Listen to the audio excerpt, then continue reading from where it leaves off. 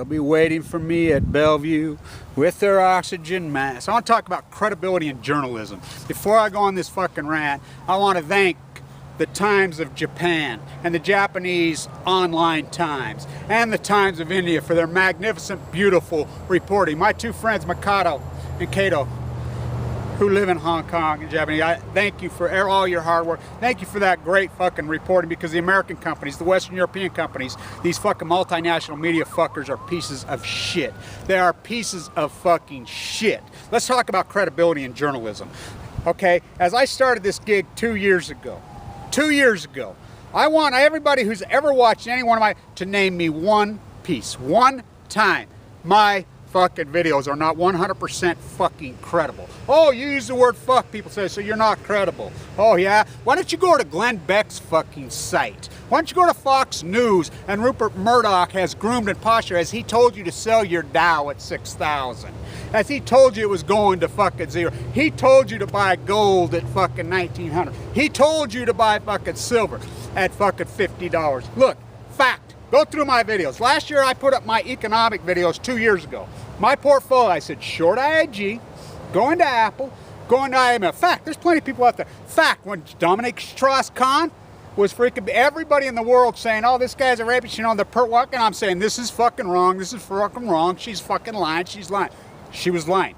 Okay, when I told you to fucking go into the Apple derivative in August when everything was melting down. Everything was melting. Kramer screaming his head off, get out, get out. Everybody screaming their head off, get out, get out, get out. CNBC, every single ad is screaming their head. I'm not only telling you to double down and go in, I'm telling you exactly what to buy. Told you to buy April 580 calls on Apple, as Apple was at 360. What's Apple at in April? 580. Talk about credibility of Fukushima as I rant and raved, and I carried on March fucking 12th. And I went over in detail, as I went on in detail and explained what this thing did. And I talked about how it causes leukemia, then I get leukemia. Talk about credibility. Where I've come to the conclusion that this fucking country in Western Europe, they don't want the fucking truth. You honestly do not want the fucking truth. It's obvious. Look what you tune into. You're a fucking degenerate. It's a bunch of degenerate fucks. You buy into the fucking Rupert Murdoch fucking thesis as he owns you. As he is the greatest yellow journalist of all time. As he has magnetized your fucking idiosyncrasies into tiny little fucking sex organs about that big. You know nothing. You are ignorant. You are a groom-postured fucking sheep walking off the fucking cliff. And you like it. You like it. You buy in. You continually fucking buy into this theatrical fucking ridiculous fucking thesis they shove down your fucking throat. Guns God, guns God, guns God, guns God, and you suck it up like fucking overdosed fucking Kool-Aid. Look, this is about credibility. There are people out there with credibility.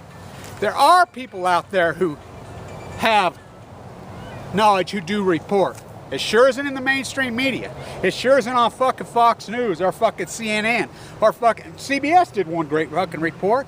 Look, there are credible people out there and we're fucking trying, lots of us. It is about credibility.